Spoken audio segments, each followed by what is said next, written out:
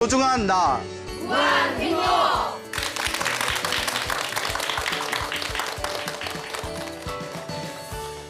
만나서 반갑습니다. 광호 스님이라고 합니다. 자, 오늘의 주제는 인과응보에 대해서 확신을 가지자라는 내용을 가지고 한번 이야기를 펼쳐보도록 하겠습니다. 여러분, 인과응보라는 말 다 들어보셨죠? 누구나 다 아는, 한국인이라면 다 알고 있는 사자성어 중에 하나가 인과응보가 될 것입니다. 인과응보, 원인과 결과에는 응당히, 당연히, 보가 뭐예요? 가위바위보? 가위바위보? 뭐가 갚을 가품이 있다는 뜻입니다. 원인과 결과에는 반드시 그에 상응하는 가품이 있다. 그래서 쉽게 얘기하면 내가 지은 업은 누가 받는다? 내가 받는다라는 뜻이 되겠습니다. 그래서 이 인과응보를 이 네 글자를 한 글자로 줄이면 바로 업이라고 합니다. 업. 그래서 여러분, 업이라는 말 많이 들어보셨죠? 아이고, 내가 전생에 무슨 업을 지었나 이런 말 들어보셨죠? 혹은 이게 무슨 업보로 내가 이런 일을 겪어야 되나 이런 말 다 들어보셨을 겁니다. 그래서 인과응보를 한 글자로 줄이면 무슨 글자가 된다? 업이 되고요. 업을 네 글자로 늘리면 인과응보, 내가 지은 원인에 의해서 그 결과를 내가 받는다라는 뜻이 되겠습니다. 알겠죠? 뭐 다 알고 있는 내용이겠지만 우리가 이 업이라는 것에 대해서 한번 곰곰이 생각을 해볼 때 업은 크게 선업이 있고 악업이 있다고 합니다. 선업은 좋은 마음으로 남을 도와주기 위해서 좋은 행위를 지었을 때 그것을 무슨 업이라고 한다? 선업이라고 합니다. 나쁜 마음을 가지고 남을 해치려는 마음으로 행위를 일으켰을 때 그것을 무슨 업이라고 할까요? 악업이라고 합니다. 그래서 우리 인과응보의 가르침에 의하면 내가 좋은 마음으로 행위를 일으켰을 때 그 선업은 언젠가 행복으로 온답니다. 인과응보, 내 업은 내가 받으니까. 내가 나쁜 마음을 가지고 나쁜 행위를 일으켰을 때 그 악업은 언젠가 불행으로 다가오게 된다고 합니다. 왜 그럴까요? 내가 지은 업은 누가 받으니까? 내가 받으니까. 이것이 바로 선업과 악업의 가르침이 되겠습니다. 다 아는 내용이죠? 다 아는 내용인데 그럼 뭐하러 들어요? 다 알고 계시는데. 다 알고 있지만 실천하기가 쉽다, 어렵다? 어렵고 다 알고 있지만 실제로 그것을 100% 믿고 의지하고 닦아나가는 분들도 의외로 많지가 않습니다.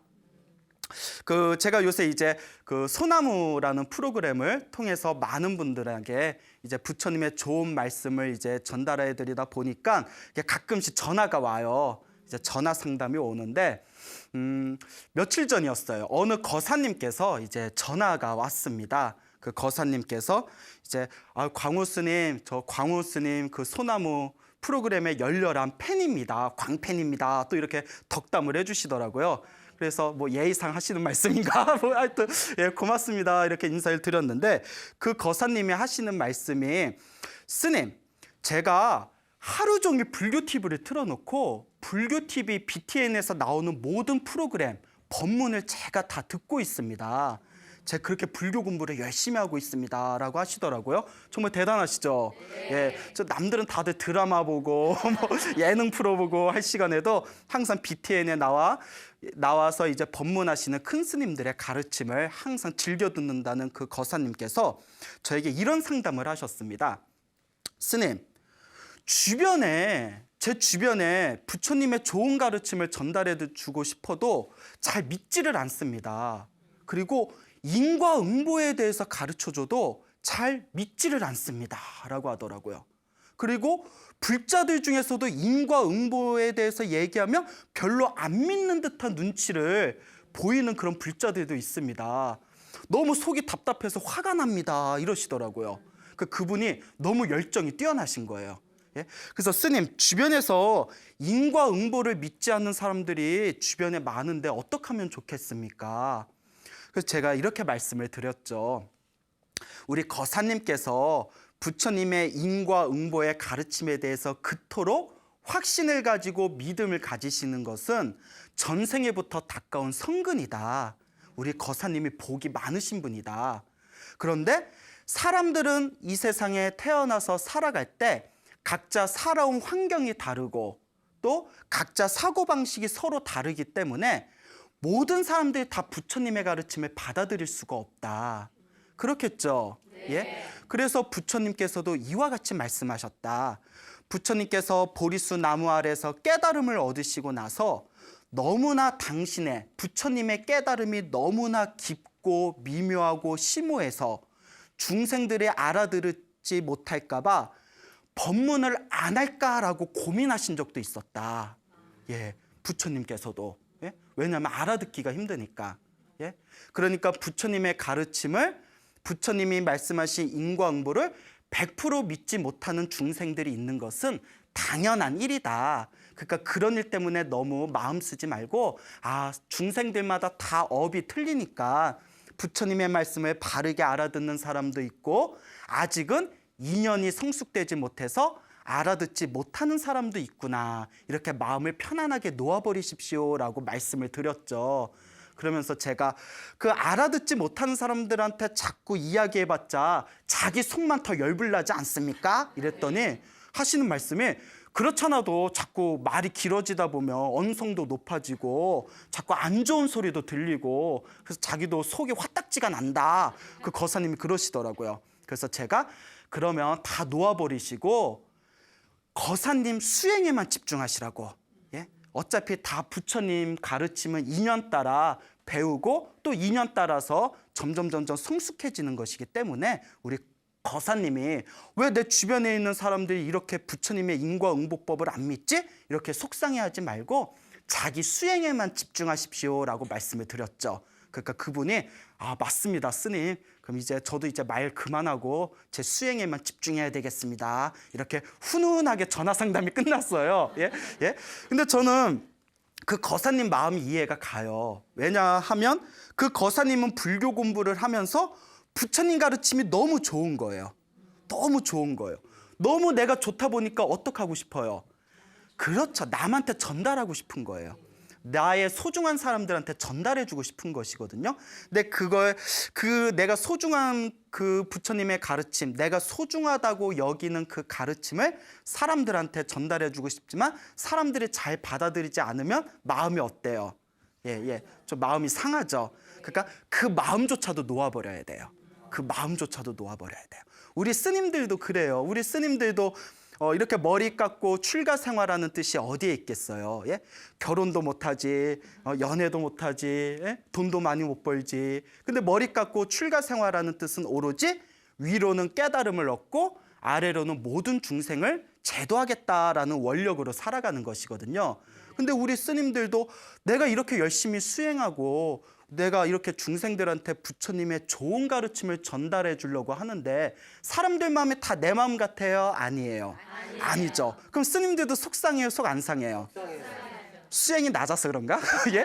근데 그 속상한 마음도 놓아버려야 돼. 알겠죠? 그래서 저번에 제가 또 귓가를 스친 것만으로도 공덕이 생긴다라는 주제를 가지고 또 소나무 프로그램을 통해서 이렇게 설법을 한 적이 있었는데 지금 이 사람이 내 말을 듣지 못한다 하더라도 내가 전달한 부처님의 가르침이 저 사람 귓가를 스친 것만으로도 저 사람도 언젠가는 그 씨앗의 인연이 무르익어서 깨달음을 얻게 될 것이다 라는 믿음이 있어야 됩니다.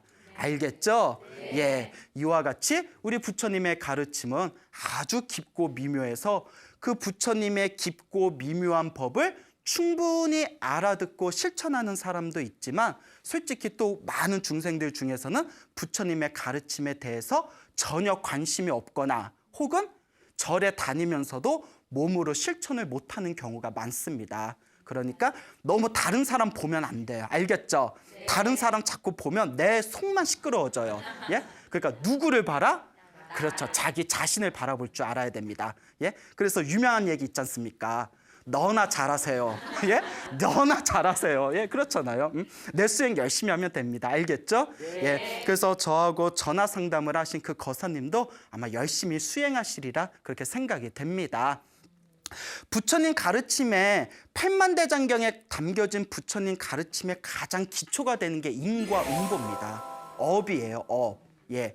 결국 우리 중생이 수행을 통해서 부처가 되는 것도 업을 닦아서 부처가 되는 것이거든요. 이 업의 가르침은 아주 중요합니다. 예. 그런데 우리 주변에 보면 아까 서두에도 말씀을 드렸다시피 업을 잘 안 믿는 사람들이 있어요. 근데 한번 생각해 보세요. 내가 지은 업은 반드시 내가 받는다. 내가 좋은 업, 선업을 지으면 반드시 행복이 오고, 악업을 지으면, 나쁜 업을 지으면 언젠가라도, 다음 생에라도 내가 불행을 겪게 된다라는 믿음이 있으면 이 세상이 얼마나 아름다워지겠어요. 그렇죠? 네? 그러니까 내가 아무리 돈이 없고 힘들고 괴로워도 다른 사람에게 사기칠 생각을 하겠어요? 안 하겠어요? 안 하죠. 내가 이 사람 사기쳐서 이 사람 힘들게 해서 내가 이 사람 사기친 게 성공을 해서 내가 이번 생에는 일시적으로 부자로 살 수는 있어도 언젠가는 이 업을 내가 받아야 된다. 이 업을 더 무섭게 받아야 된다. 몇 배로 갚아야 된다. 라는 믿음, 인과응보의 믿음이 있으면 이 세상에 사기칠 사람이 있겠어요? 없겠어요? 없죠. 예? 없습니다. 예? 다른 사람 괴롭힐 사람 없을 거예요. 내가 얘를 괴롭히면 다음 생에 더 무서운 업을 받을 텐데 그 괴롭히고 싶은 마음이 생겨요? 안 생겨요? 안 생기죠. 그래. 내가 이 사람 괴롭히면 다음 생에 내가 또 괴롭힘을 당할 텐데 예? 우리의 악연 여기서 아디오 뭐 이렇게 이제 마음을 정리를 할 수가 있겠죠. 그렇죠, 여러분? 네. 근데 살다 보면 그 마음이 그렇게 실천이 돼요, 안 돼요? 예. 그래서 중생이라고 하는 겁니다. 그래서 중생이라고 합니다. 내 마음같이 내가 알고 있는 게 내 마음같이 이루어지지가 않거든요. 실천을 못하니까 중생이에요. 내 마음 내가 밀가루 반죽 주무르듯이 내 마음을 마음대로 조절할 수 있고 내가 아는 것을 바르게 실천할 수 있으면 중생이 아니라 무엇이라고 부를까요? 부처님이라고 부르는 거예요. 부처님하고 중생의 차이는 하나뿐이 없대요. 화엄경에 보면 불교 최고의 경전이라는 화엄경에 보면 중생하고 부처의 차이는 하나뿐이 없답니다. 뭘까요? 마음이랍니다. 마음을 잘 쓰면 중생이 곧 부처가 되는 거예요. 본래 부처인데 마음을 못 쓰니까 뭐라고 부르는 거예요? 중생이라고 부르는 거예요. 그러니까 우리가 마음 잘 못 쓰고 소갈딱지 조그맣고 그러면 우리가 아이고 이 뭐라고 불러요?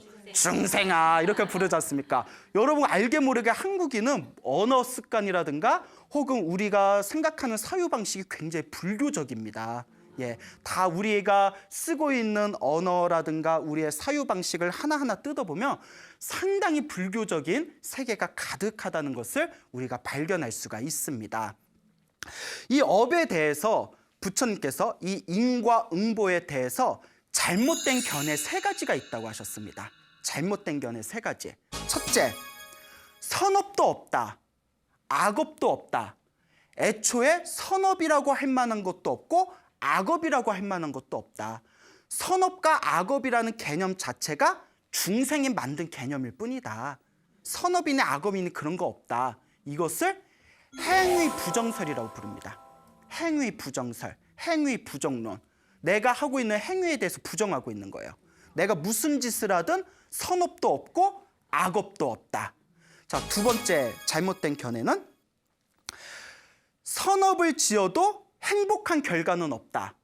악업을 지어도 불행한 결과는 없다. 그러니까 행복해지기 위해서 우리는 선업을 짓고 그리고 악업을 지으면 불행한 결과를 맞게 된다라고 우리는 인과응보의 가르침을 통해서 이해할 수가 있지 않습니까? 근데 그것을 부정하는 겁니다. 예, 이것을 선업과 악업의 행복과 불행의 결과는 아무런 상관이 없다. 이것을 결과 부정설이라고 부릅니다. 예, 결과 부정론. 알겠죠? 네. 3번째는 무엇인고 하니 3번째 잘못된 견해는 선업의 원인은 행복의 원인은 선업이 아니다. 예? 불행의 원인은 악업이 아니다라는 가르침입니다. 아시겠죠? 네. 예, 우리가 선업을 지으면 행복의 원인이 되고 악업을 지으면 불행의 원인이 된다라고 배우고 있는데 많은 사람들이 행복의 원인은 선업이 되는 것이 아니고 불행의 원인은 악업이 되는 것이 아니다라고 했을 때 이것을 원인 부정설이라고 부릅니다. 원인 부정론. 그래서 행위에 대한 부정, 결과에 대한 부정, 원인에 대한 부정을 우리가 부처님께서 인과응보에 대해서 잘못 생각하고 있는 세 가지의 삿된 견해라고 합니다. 그러면 올바른 인과응보, 올바른 업보의 바른 견해는 무엇인고 하니 잘 들어주세요. 내가 어떠한 의도를 가지고 어떠한 의도, 좋은 의도나 나쁜 의도, 어떠한 의도를 가지고 행위를 짓는가에 따라서 어떤 의도, 좋은 의도나 나쁜 의도를 가지고 어떤 행위를 일으키냐에 따라서 좋은 의도는 선업이 되고 나쁜 의도는 무엇이 될까요? 악업이 된다. 그리고 선업에는 반드시 행복한 결과가 오고 악업에는 반드시 불행한 결과가 온다. 행복의 원인은 선업이고 불행의 원인은 악업이다라고 말씀하셨습니다. 즉 우리 앞에 펼쳐진 행복한 상황이나 우리 앞에 펼쳐진 불행한 상황은 깊은 명상 수행과 깊은 수행을 통해서 나의 과거 전생을 다 꿰뚫어 보았더니 모든 행복과 불행의 원인이 다 누구에게 있다더라? 나에게 있다는 거예요. 내가 그 인간 왜 만났을까? 만날만 하니까 만난 거예요. 예? 내가 그 일을 그때 왜 시작했을까? 사람들 다 말렸는데 그때 왜 내가 눈이 뒤집혀서 그 일을 했을까? 할만하니까 했던 거예요. 내가 지었던 거대한 업의 인연이었던 것이죠. 부처님 당시에 또대야라는 이름을 가진 큰 부자가 있었대요. 이름이 무엇이라고요? 또대야. 참, 이름이 독특해요. 인도 사람이라 그런가 봐요. 또대야라는 큰 부자가 있었는데 엄청난 부자였답니다. 그런데 전생에 복을 많이 지어서 전생에 선업을 많이 지어서 이번 생에 큰 부자가 됐대요. 엄청난 부자가 됐는데 그런데 전생에 자기가 지었던 선업을 기억하지 못하고 여러분들 전생 기억해요? 기억 못해요? 기억해요? 기억 못하죠. 기억하면 저 미아리에서 돗자리 까놓고 자, 우리가 전생을 기억하기가 쉽지가 않습니다. 자기가 전생에 큰 복을 지었다는 것을 또대하는 기억하지 못하고 이번 생에 부자로 살면서 아주 인색하고 욕심 많고 사람들한테 베풀지 않고 그렇게 복도 짓지 않는 그런 탐욕스러운 삶을 살았답니다. 그리고 자기의 아들 수바, 이 아들 이름이 뭐라고요? 수바. 이런 수바 말이죠. 이름이 수바예요, 수바. 자, 자기의 아들인 수바에게도 남들한테 베풀지 말아라. 남들한테 다 베풀지 말아라. 남들한테 베풀어봤자 그 사람만 게을러진다. 그 남들한테 베풀지 말아라. 이렇게 인색하게 살았어요. 엄청난 부자인데도. 근데 이 또대야가 호익호식하면서 살다가 죽습니다. 아무리 돈이 많아도 사람은 언젠가는 죽을 수밖에 없겠죠. 자, 죽은 뒤에 그 집에서 키우던 암캐의 새끼로 태어났대요.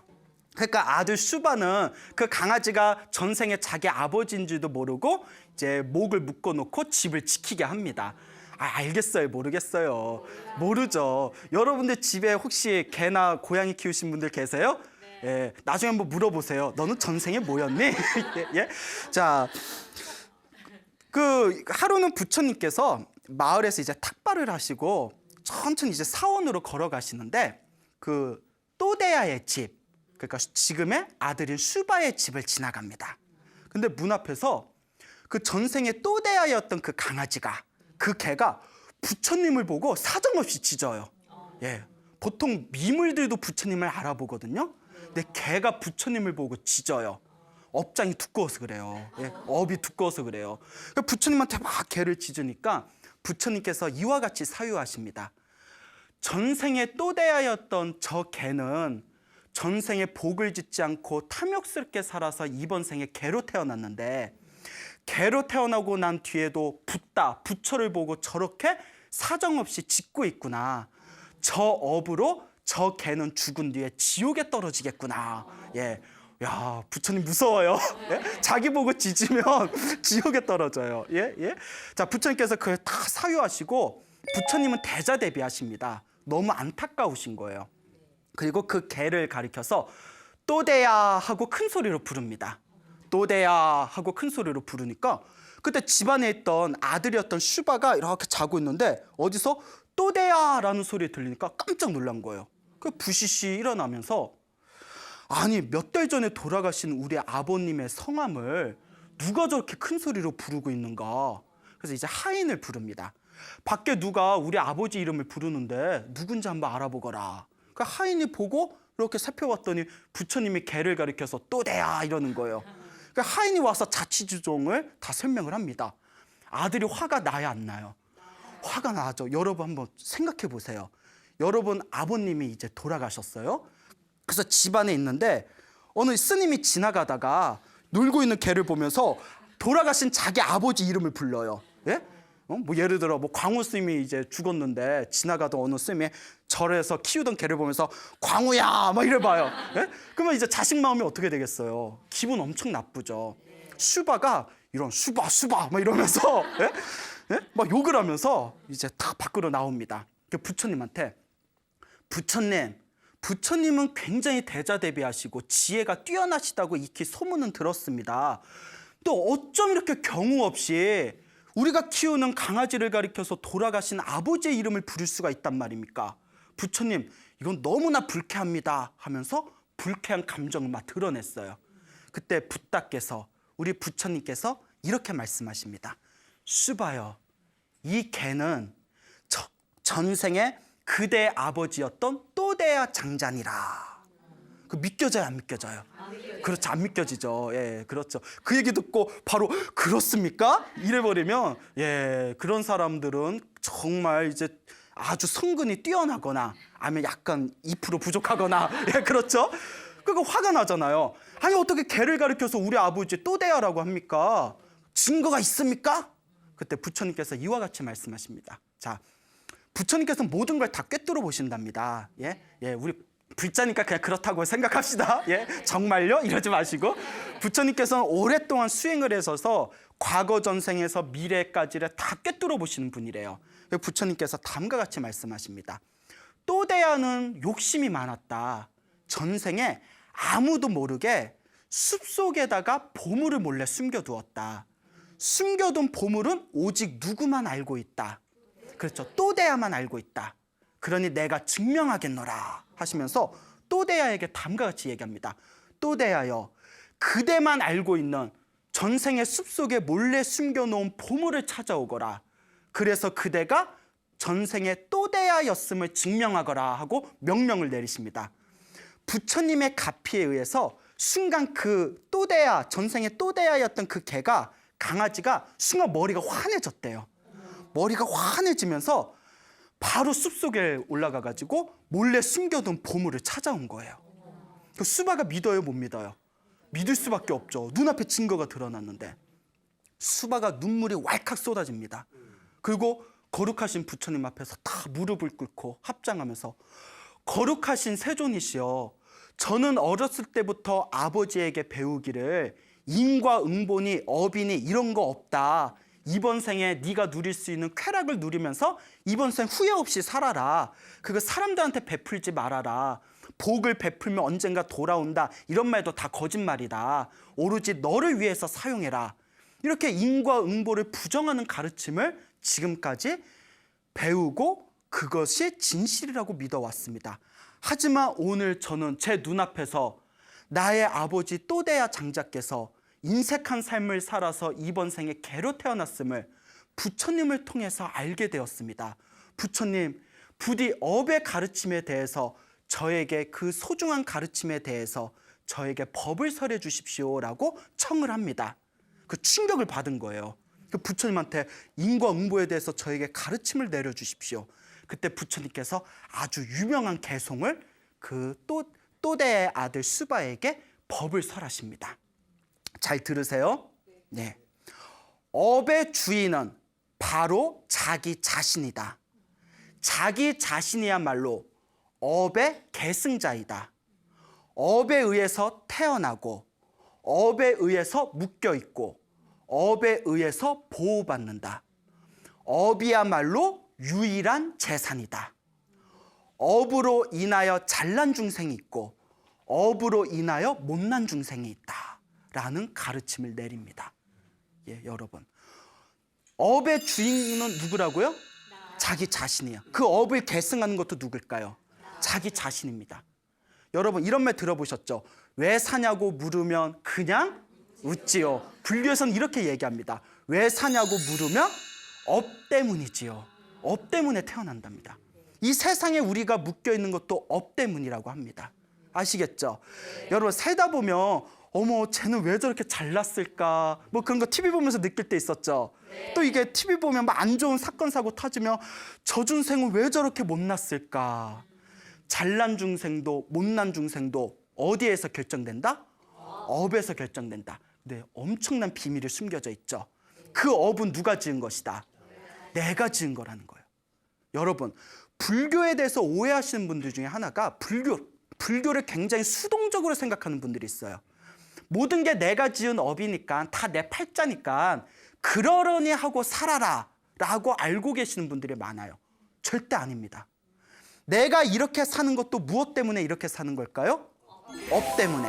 그 업은 누가 지은 걸까요? 그러면 그 업을 바꾸는 것도 누굴까요? 내가 내 삶에 대해서 내 업의 주인공이 되어서 내 인생을 개척해 나가는 거, 운명을 바꾸는 거, 그게 불교에서 말하는 진정한 업론입니다. 아시겠죠? 네. 그래서 저도 저기 이제 단양의 시골에 이제 거기 그 토굴에서 이렇게 공부하고 있는데요. 이제 진돗개 한 마리 키우고 있어요. 예, 조그만 이제 강아지 진돗개를 키우고 있는데 제가 본래 개를 별로 안 좋아하는데 자꾸 옆에서 이렇게 먹을 것도 주고 산책도 시키고 막 정이 가더라고요. 근데 진돗개 중에 호구라고 아세요? 예? 뭐 내가 호구로 보이냐? 이거 말고요. 예? 백구 말고 하얀색 백구 말고 얼룩덜룩한 호랑이 색깔 같은 진돗개가 있어요. 호구. 약간 귀한 개래요. 그래서 아시는 친척분한테 얻어오셨다 하더라고요. 근데 이 호구인데 또 똘똘해요. 얘가 똘똘해요. 진돗개에서 그런지 뭐 말 안 들을 때는 엄청 말 안 듣는데 하루는 제가 이 이야기를 보고 나서 우리 호구인 호돌이라고 이름을 줬어요. 호돌이 우리 강아지한테 네가 전생에 사람이라면 혹시 몰래 숨겼던 보물이 있다면 가서 좀 찾아오거라. 예? 너의 주인이 몹시 배가 고프구나. 예? 내가 너에게 먹을 것도 많이 줬고 너를 알뜰살뜰 살폈으니 호돌아 전생에 묻어놓은 보물이 있다면 찾아오거라 하고 줄을 풀어줬어요. 산을 후다닥 올라가더라고요. 산을 막 후다닥 올라가더니 가만히 앉아있어요. 그래서 나는 얘가 뭐 삼삼이라도 캐오려나 말을 알아들었나. 이게 진짜 얘가 뭐 삼삼을 캐오든가 귀한 걸 물어오면 이건 대박 터지는 거잖아요. 그래서 저는 세상에 이럴 수가 나가야 되나. 예? 그래서 가만히 뭐 하나 보고 있는데 똥을 싸고 있더라고요. 가만히 이제 용변을 보고 나서 그냥 해맑은 얼굴로 막 뛰어오더니 막 그냥 장난치자고 막 깨물고 막 이래가지고 그때 느낀 게 아, 책에서 본 이론과 현실은 이와 같이 다르구나라는 걸 느꼈습니다. 여러분 나중에 개 데리고 산책할 때 한번 해보세요. 보물 좀 찾아오거라. 예. 자, 이와 같습니다. 알겠죠, 여러분? 네. 진정한 업의 주인은 자기 자신이고요. 그 업에 의해서 우리의 현재 상황이 펼쳐지고 있는 겁니다. 행복한 삶도 불행한 삶도 여러분들이 과거에 지었던 업의 모습들이에요. 내가 일이 잘 안 풀려. 아이고 내가 전생에 무엇을 많이 안 지었구나. 선업을 많이 안 지었구나. 일이 너무 잘 풀려.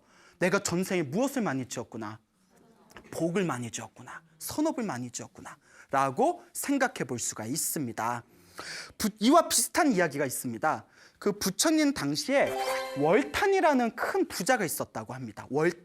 월탄이라는 큰 부자가 있었는데 이 월탄이라는 큰 부자도 금방 이야기했던 또대야 장자, 또대야 부자처럼 굉장히 탐욕스러운 삶을 살았답니다. 절대 사람들한테 베풀지도 않고 아주 인색하고 욕심이 많고 그리고 자기 아들의 이름이 전단입니다. 전단. 자기의 아들이었던 전단에게도 탐욕스럽고 욕심 많게 살으라고 자꾸 가르치는 겁니다. 근데 여러분 이게 중요한 게 하나 있어요. 어쨌거나 이번 생에 부자로 태어난 거는 전생에 무엇을 많이 지었기 때문이다. 그렇죠. 불교에서는 그렇게 가르칩니다. 이번 생에 온갖 개차반인 그런 사람이 있다 하더라도 그 사람이 부자라면 이번 생하고 상관없이 일단 전생에 복을 지은 거래요. 복 없이는 부자가 될 수 없답니다. 예. 그런데 이번 생에 부자로 태어난 게 전생의 복에 의해서, 전생에 내가 지은 선업에 의해서 부자로 태어났음에도 불구하고 전생 일을 하나도 기억하지 못하고 이번 생에 온갖 안 좋은, 좋지 못한 나쁜 악업을 지으면서 살아가는 사람들이 의외로 많습니다. 그렇죠. 그 업은 또 어떻게 될까요? 또 다음 생에 받을 수밖에 없는 거예요. 그래서 우리 진정한 불자, 인과응보를 믿는 진정한 불자라면 내가 지금 이렇게 편안하고 행복해 사는 거는 전생에 복을 많이 지었기 때문이니까 이번 생에도 무엇을 많이 지어야 되겠다? 선업, 복을 많이 지어야 되겠다. 이번 생에 내가 이 일이 잘 풀리지 않는다면 내가 전생에 복을 적게 지었나 보구나. 그러니 이번 생에라도 열심히 복과 선업을 지어야 되겠다라는 마음을 일으켜야 됩니다. 알겠죠? 네. 예? 인과응보를 믿지 않는 사람들이 꼭 애게 뭐 내 옆집에 있는 사람 맨날 술 먹고 나쁜 짓만 하는데 잘만 먹고 살더라. 예? 이런 인과응보 그런 거 없더라. 인과응보는요, 이번 생에 받는 것도 있지만 다음 생에 받는 것도 있습니다. 그러니까 언제 받을지 모르지만 언젠가는 받는다는 거예요. 아시겠죠? 네. 그러니까 이 월탄이라는 장자도, 이 월탄이란 부자도 전생에 복을 많이 줬는데 이번 생에 너무 악독하게 사는 거예요. 그리고 이제 죽었어요. 예, 언젠가는 죽을 수밖에 없겠죠? 네. 죽은데 이제 그 업을 받아야 됩니다. 전생에 지었던 복을 다 까먹었거든요. 무엇으로 태어났냐 하면 무엇으로 태어났을까요? 돼지? 아까 개니까 돼지? 우리가 흔히 이런 개돼지 같은 놈 뭐 이렇게 욕을 하잖아요. 개 나왔을까 돼지인가요? 예, 그래. 돼지로 태어난 이야기도 있는데 오늘 이제 이야기는 사람으로 태어납니다. 그나마 사람으로 태어나는데 근데 항상 반전이 있죠. 저 이웃 마을에 아주 지독하게 가난하고 눈이 한쪽이 먼 아낙네 아이로 태어나게 됩니다. 예, 그러니까 아주 그냥 지지리도 힘든 집안에 태어났어요. 예. 자, 그 이 월탄이라는 이 장자 부자가 죽어서 아주 가난하고 눈이 한쪽이 먼 어머니 밑에 아이로 태어났는데 그 남편이 있었는데 남편이 그렇게 못된 사람이었대요. 그러니까 그 몸이 불편한 아내에 아이까지 낳으니까 처자식 먹여 살리기가 귀찮아서 부인을 쫓아냅니다. 부인을 쫓아내요. 근데 막 이런 이야기 많잖아요. 막 뉴스 같은 거 틀어보면. 예? 의외로 우리 이 현실에 보면 불쌍하게 힘들게 사시는 분들이 많아요. 그러니까 이제 쫓겨나서 그 아이를 데리고 이 집 저 집에서 이제 동냥을 하면서 거지로 살아가게 됩니다. 그렇게 살아가다가 너무 힘들고 괴로워서 그나마 한쪽 눈까지 멀어버렸대요. 장님이 돼버려요. 그냥 말하면서도 내가 너무 불쌍해서 울컥거리네요. 예? 왜 이렇게 중생들은 힘들게 살아야 될까요? 예? 그러니까 장님이 된 어머니가 이제 아이를 이끌고 겨우겨우 아이를 키워서 아이가 7살이 됩니다. 7살이 된 아들한테 이렇게 이야기를 합니다. 아들아, 내가 지금까지 널 먹여 살렸지만 난 이제 눈이 멀고 몸이 너무나 힘들구나. 너의 나이 이제 7살이 되었으니 네가 걸식을 해서 나를 먹여 살려다오. 그 이제 아들이 7세 된 아들이 이제 그 동양 그릇을 들고 이제 마을을 다니면서 이제 음식을 얻어와서 어머니하고 나눠 먹게 되는 거예요. 불쌍하죠. 예. 그런데 하루는 이 아들이 이렇게 이제 마을에 탁발을 갔는데 마을에 이제 걸식을 하러 구걸을 하러 탁 갔는데 저게 으리으리한 집이 있어요. 으리으리한 집이 있는데 그 집이 너무 마음에 드는 거예요. 왜 마음에 들었을까요? 그렇죠. 어이구 눈치도 빨라. 예, 그쪽인가요? 눈치 빠르네. 예, 예? 그래요. 예. 이런 센스가 필요해요. 전생에 자기 집이었거든. 전생에 자기 집이니까 괜히 땡기는 거예요. 여러분, 전생에 자기가 많이 했거나 뭔가 전생에 자기가 관심이 많았던 분야는 이번 생에도 자꾸 그것이 당기게 됩니다.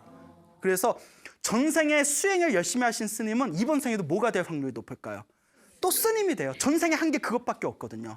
예. 그리고 또 전생에 한이 맺히면서 죽은 게 있으면 이번 생에 그 한풀이를 한답니다. 예를 들어서 전생에 공부를 못해서 한이 맺힌 할머니들 있잖아요. 그런 분이 돌아가시면 이번 생에 공부벌레가 되는 거예요. 전생에 죽기 전에 그 한이 집념이 돼서 이번 전생에 막 돈을 못 벌고 가난하게 살았던 사람들은 이번 생에 막 사업가가 돼서 장사하고 돈 버는 거에 열중하게 됩니다. 예. 여러분들은 무엇에 집착하고 계십니까? 그 전생에 여러분들의 또 다른 모습일 수도 있어요. 대답이 없는 거 보니까 예, 그래요. 뭐 알아서. 예. 자, 그래서 이제 그 7살 난 그 거지 아이가 이제 전생에 자기 집에 가요. 근데 그 전생에 자기 집에 갔는데 앞에 문을 지키는 문지기가 그때 화장실을 가고 없었어요. 그래서 살짝 집 안으로 들어갔는데 집 안에 들어가니까 옛날 전생에 자기가 살던 집이잖아요. 그 너무 신나서 여기저기 막 다니는 거예요. 여기저기 막 뛰노는 거예요. 막 뛰어다니니까 그때 전생에 자기 아들이었던 전단이 그걸 봅니다. 그 전단도 아버지를 닮아서 아주 탐욕스럽고 욕심이 많았대요. 이놈의 거지 새끼가 어떻게 들어왔어? 하고 문지기를 불러서 당장 내쫓고 당장 저놈을 매질을 해라 시키는 거예요. 전생에 누구를? 아버지를. 근데 알아요, 몰라요? 모르죠. 자기 전생 다 알면 우리가 이렇게 안 살아요. 예? 더 열심히, 더 아름답게, 더 남을 위하면서 살겠죠. 예? 전생이 안 보이니까 에라이 모르겠다, 뭐 니나 내나 하면서 뭐 그냥 사는 겁니다. 예?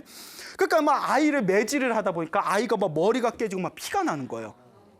동네 사람들이 말리고 싶은데 그 마을에서 가장 위세가 든든한 전단이기 때문에 아무도 말리지 못하고 급히 그 거지 아이의 어머니께 달려가서 그 엄마에게 지금 네 아들이 죽게 생겼다. 몰래 그 흉폭한 전단의 집에 몰래 들어가는 바람에 걸려가지고 매질을 당해서 죽게 생겼다. 그 엄마가 누님 엄마가 막 넘어지고 기어가다시피 해서 가까스로 그 집에 도달을 합니다. 그거 피를 흘리고 있는 아들을 탁 껴안으면서 차라리 저를 때리십시오. 예? 서로 업으로 만났지만 이렇게 부모 모자지간의 인연이 이렇게 깊어요. 나를 죽이십시오. 우리 애는 살려주십시오라고 이제 사정을 합니다. 이때쯤이면 누가 나타나줘야 되죠? 그렇죠. 이때쯤이 이제 부처님이 나타나 주셔서 상황을 이제 정리를 하셔야 되겠죠? 부처님께서 이제 탁발을 하시고 음식을 탁발을 하시고 다 길을 지나가시는데 그 광경을 보시게 됩니다. 부처님은 모든 걸 다 꿰뚫어 보시지 않습니까? 전생의 월탄이 자기 아들 전단에게 매질을 당하고 있구나. 저들을 제도해야 되겠다. 그 부처님께서 살며시 이제 다가갑니다. 그 이제 부둥켜서 울고 있는 모자한테 당신이 얻어오신 그 탁발을 하신 음식을 이렇게 줍니다. 예? 배가 고플 테니 이것을 먹거라 하고 이제 위로해 주시면서 이것을 먹고 힘을 내거라. 근데 여러분, 부처님은 그 당시 인도에서 최고의 성자로 우러름을 받던 분이었어요. 부처님은 최고의 성자셨지만 항상 하루에 한 번씩 이제 마을에 내려가서 손수 탁발을 하셨대요. 왜냐하면 뭐 왕과 귀족들이 그냥 부처님을 그냥 머리 위에 올려놓고 모시고 있는데도 부처님은 그걸 다 거부하시고 항상 두 발로 직접 내려가셔서 직접 중생들한테 음식을 얻어오셨답니다. 왜 그랬을까요? 중생들의 복을 짓게 하려고. 예. 자기는 편하게 살 수 있지만 중생들의 가져다 주는 거 딱하니 앉아서 받아 먹을 수 있지만 중생들에게 한 명이라도 더 복을 짓게 하기 위해서 일부러 마을에 내려가서 탁발을 하셨답니다. 그러니까 부처님한테 복 짓고 싶어서 얼마나 많은 부자들과 얼마나 많은 왕과 귀족들이 부처님한테 진귀한 음식을 올리려고 기다리고 있겠어요. 그렇죠? 그러니까 부처님이 드시는 음식은 정말 최상급의 음식이었대요. 예? 부처님께 공양을 올리려고 항상 기다리고 있으니까 그 최상급의 음식을 그 모자들에게 줍니다. 어머니와 아들에게 주면서 먹어보거라. 생전 그런 음식을 못 먹어봤거든요. 부처님이 왕에게 받은 그런 음식을 너무너무 맛있는 거예요. 근데 사람이 그래요. 여러분, 힘들고 괴로울 때, 뇌가 피곤할 때 자꾸 뭐가 당겨요? 당기잖아요. 예, 실제로 막 기분 답답하고 힘들 때 막 자꾸 뭘 먹고 입으로 씹으면 뇌에서 뭐 도파민이라든가 그 여러 행복 호르몬이 분출된답니다. 그래서 일시적으로 불안감이 사라지게 된대요. 예? 그래서 뭐 스트레스 많이 받으면 살찐다는 얘기가 있잖아요. 스트레스 받으면 자꾸 많이 먹어서 그렇다는 얘기가 있어요. 그렇죠? 예. 내 얘기하는 것 같아서 수행을 너무 열심히 하니까 자꾸 단계 땡기더라고요. 예, 그래요. 예, 막 이러시네. 예? 해본 말인데. 예? 제가 원래 밥을 많이 먹어요. 예.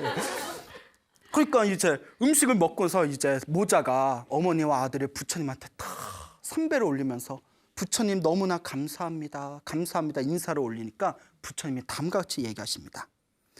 아이야. 너는 전생에 이 집에 이 집의 주인이었던 월탄이었다. 하지만 너는 항상 인색하고 욕심이 많고 탐욕스럽고 남에게 베풀 줄을 몰랐기 때문에, 그리고 너의 아들 전단에게도 그렇게 살라고 가르쳤기 때문에 이번 생에 이와 같이 좋지 못한 업을 받게 된 것이다. 그 누구도 원망하지 말아라. 다 네가 지은 업의 결과일 뿐이다. 그러니 아이야, 이번 생에서라도 열심히 복을 짓고 선업을 지어서 너의 행복을 새롭게 개척하거라 라고 법문을 하십니다. 그때 그 법문을 듣던 그 자리에 있던 모든 사람들이 마음으로 발심해서 모두 다 선업을 짓는 진정한 불자가 되었다라는 내용이 경전을 보다 보면 나옵니다. 자, 오늘부터 여러분들도 무엇을 지어야 되겠다는 생각이 불끈불끈 솟아올라요. 진짜로? 예? 또 여기서 딱 나가는 순간 선업이고 나발이고 뭐 에이 인간 뭐 그런 거 없어 이러신 거 아니죠? 예, 맞습니다. 자기 업은 자기가 받는 겁니다. 여러분, 행복해지고 싶습니까? 네. 행복한 삶을 창조하고 싶습니까? 네. 복을 지으십시오. 선업을 쌓으십시오. 공덕을 지으십시오. 복과 공덕과 선업의 힘이 여러분들을 진정한 행복의 길로 이끌어 줄 것입니다. 오늘 여기서 마치겠습니다. 자, 여러분, 소중한 나 모아기